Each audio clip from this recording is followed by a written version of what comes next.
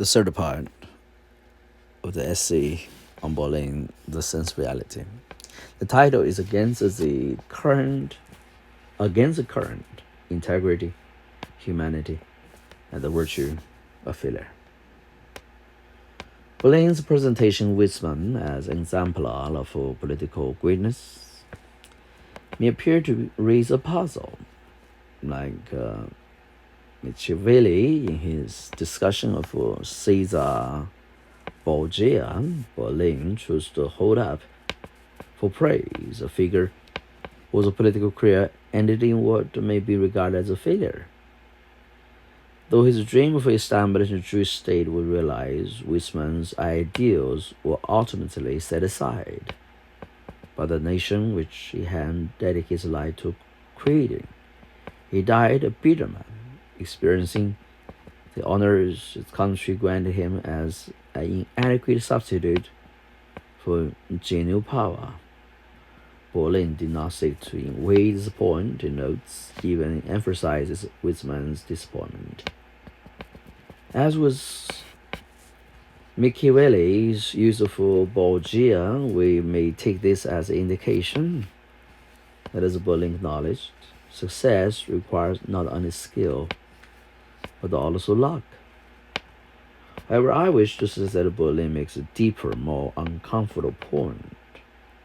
Wiseman's virtues, his excessively clear sense of reality, his moderation and rejection of the tools of fanaticism, extremism, demagoguery, and brutality ultimately became handicaps in a political contest marked by polarization,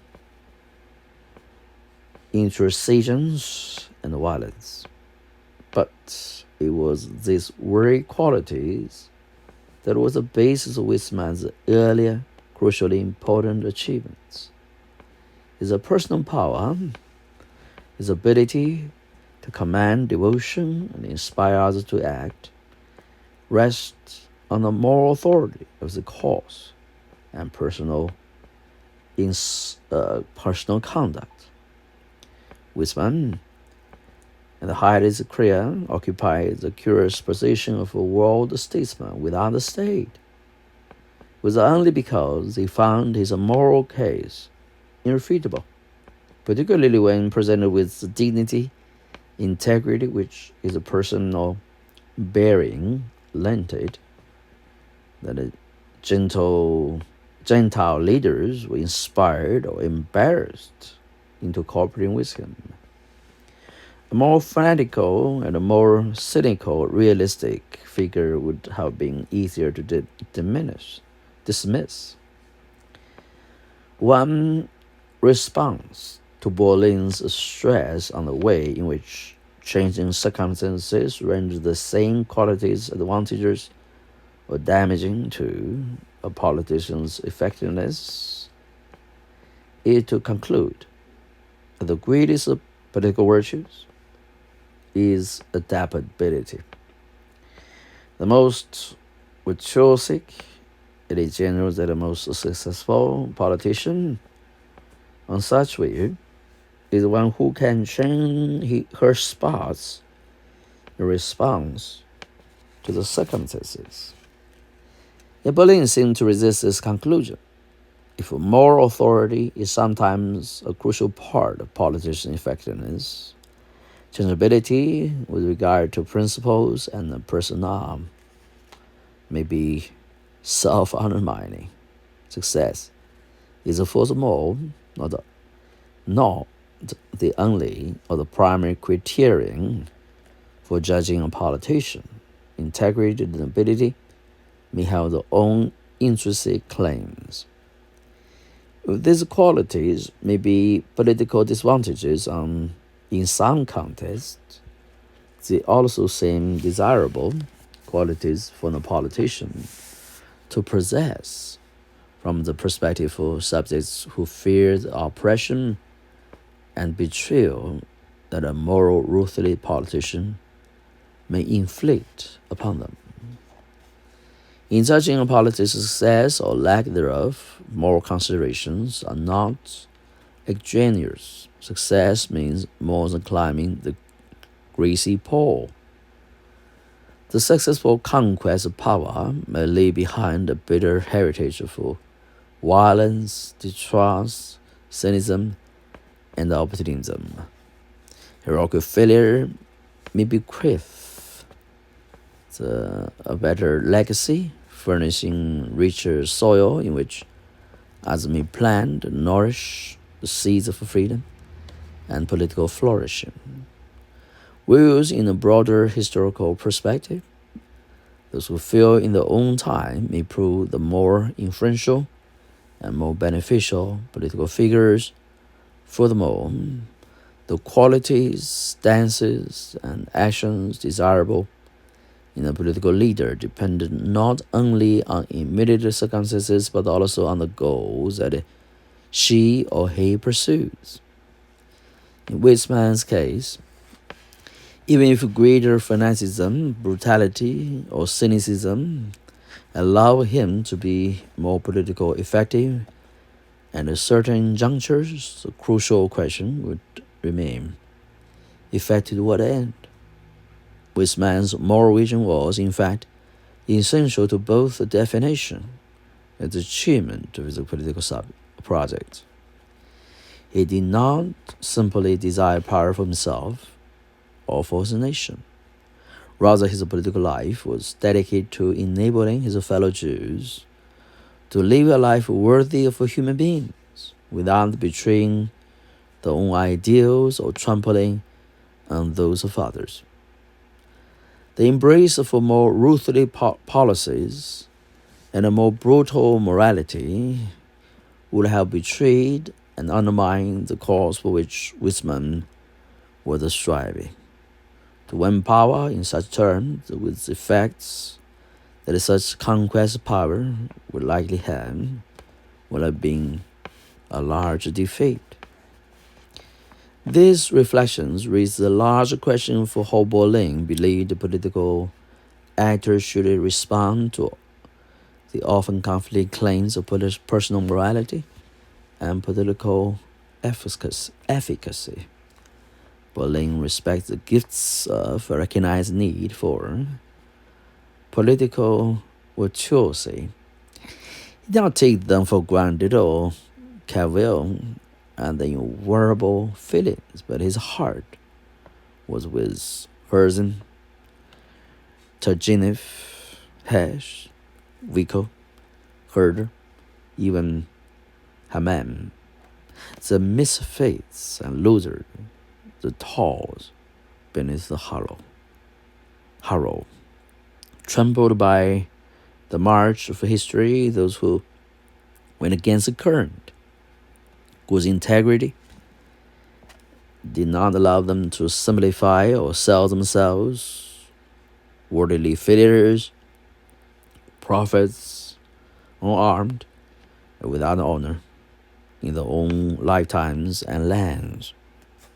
And he rejected those realists, contemporaries for idealism, who hard-headed embraced political necessity of the march of history, who admired the toughness and effectiveness of world historical individuals, prophets armed and lethally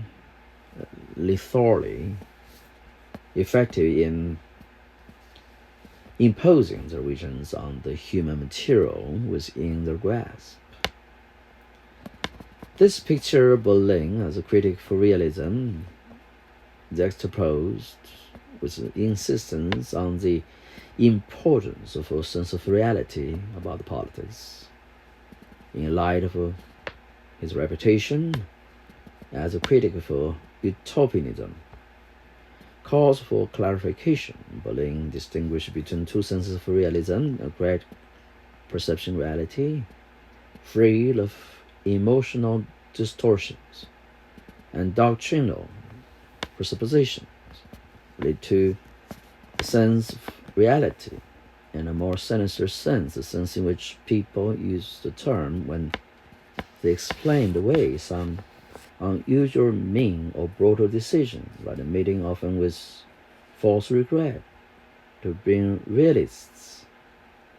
In this latter sense, realism was euphemism for being harsh and brutal, not shrinking from what is usually considered immoral, swayed by soft sentimental moral considerations.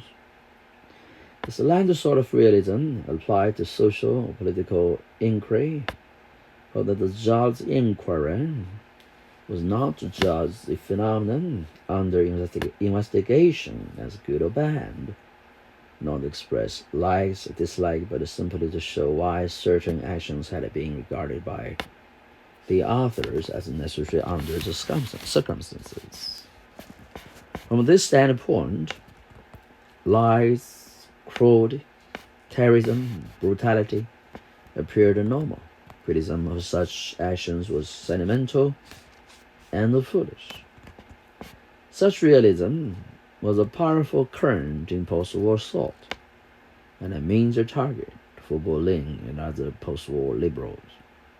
Its claim to intellectual superiority aims on equating a single-minded focus on power and an amoral perspective on politics with a correct perception of reality. Berlin's insistence on the difference between the two senses for realism was a part of polemic against this realist tendency, as were his attacks on theories of historical inevitability, which is alleged underwrote the realist's worship for success, contempt for failure, and his insistence that politics involves a contest not only of interests but of ideals, and then complete moral neutrality in the study for history was neither possible nor desirable. He also reacted against this sort of realism in his sympathetic accounts of thinkers who went against the current. His deployment of a language of moral appraisal in the discussion of individuals and the events, and his highlighting the idealistic elements in the outlook for successful politicians, so as to show how a certain sort of personal decency plays a role in the most admirable sort of political greatness. Thus, he declared that after ensuring Allied victory, the greatest service to mankind rendered by Roosevelt, the most benevolent as well as the greatest master of the art of politics in modern times, was to show that it is possible to be politically effective and yet benevolent and human. That is the fierce left and right-wing propaganda of the 1930s, according to which the conquest and retention of political power is not compatible with human qualities, but demands the sacrifice of self and others upon the altar for some ruthless ideology, or the practice of despotism was simply untrue. This opposition to vulgar or doctrinaire realism, which informed all of the Berlin discussion of leadership, came to the fore in his characterization of Weizmann. Berlin knew that Weizmann was no moral paragon, and did not portray him as one. He acknowledged that Weizmann was apt to manipulate the feelings of his associates, appealing to them when it suited his purposes, and dropping them when they seemed to be useful to him. Weizmann, like a Churchill, was willing to dirty his hand to a degree, as Berlin maintained without relishing the fact. All responsible politicians must be. But Weizmann remained essentially morally decent, civilized, and humane. There were limits to which he was willing to dirty his hands, and moral principles he could not compromise. He did not attempt to seize the people by violence or cunning, to beat them into shape, if need be, with the utmost brutality, like Lenin, or to deceive them for their own good, like Bismarck.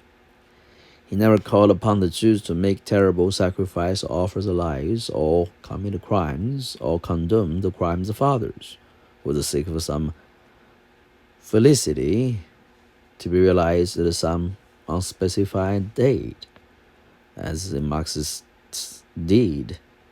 Nor did he play upon their feelings unscrupulously or try deliberately to exasperate them against this or that real or imaginary enemy, as extremists in his own movement have frequently tried to do. He wished to make his nation free and happy, but not at the price of sinning against any human value in which he and they believed. These ethical squabbles were not contrary to the sense of reality which was at the root of Whitman's political shrewdness. To the contrary, they were inseparable from it. Both reflect the same freedom from that streak of bigoted rationalism which breeds belief in final solution for which no price can be too high. Berlin's accounts of statesmen as not morally neutral as befits one who attacks the goal of neutrality in the study of human affairs. It was not concerned with showing not only what made them great, but what allowed them to use greatness to good ends. When it came to studying past thinkers, Berlin was fascinated by those with whom he disagreed. But in discussing political leaders, he was drawn to all members who could only bear to discuss at length those whom he approved. His discussions of those who despised or feared could be incisive, but were rarely lengthy or in-depth. The leaders on whom he focused represented were regarded as morally worthy causes. Indeed, the political causes that matter most to him, the British tradition of political liberty, a British struggle for survival in World War II, the cause of democracy itself in the 1930s, and more narrowly the progressive, pragmatic, mildly social democratic liberalism embodied in the New Deal, which represented Berlin's own deepest political sympathies, and liberal democratic Zionism, and the listing on Berlin's account all had to pull back from the temptation of embracing brutal immorality in the pursuit of the goals. His encomium to Whitman and his similar tributes to Churchill and Roosevelt for issuing the demagogic temptation to which their political gifts opened them reveals the extent to which Berlin was concerned not only with the political greatness, but also with the relationship greatness to goodness in politics. Greatness, Berlin acknowledged, is not the same as either personal or political goodness. It can enslave as well as liberate, morally dubious motivations and actions invariably play a part in the pursuit of political power. Thus, Berlin acknowledged that it is only those people who can govern great nations who love power, who enjoy it. The fact that most of the politicians he had known had appeared brutal in some respects. But success, again, is not the only criterion. Whether a political leader's achievements are beneficial or harmful, whether the effect emancipation or enslavement, the elevation and the diminution of a suffering or its extension and intensification is as important. Pauline was not a political moralist in any simple sense. They rejected the particular brand of vulgar realism being peddled in the interwar and post-war years. Does not mean that he categorically rejects the more sophisticated and confiding realist argument that the personal quality conduct that conduce to ruling well are different from those that are personally or morally virtuous. As essay on Machiavelli makes clear, Berlin realized an insurmountable tension between political efficacy and moral integrity. But he also maintained that both of these values make irrefutable demands on us, and that if the goals of political striving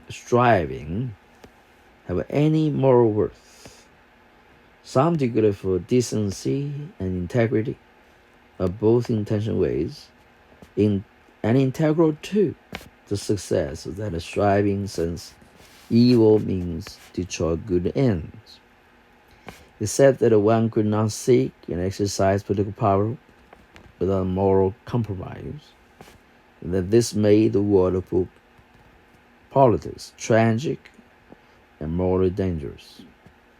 But rejects the belief that a political responsibility demands the abandonment of the reputation of personal decency, a belief attractive to those who can bear the good of having violated their consciences and to seek the excuse of necessity, or who lack the strength or courage to act decently or honorably, and are eager to see decency and honesty as a sign of weakness or cowardice.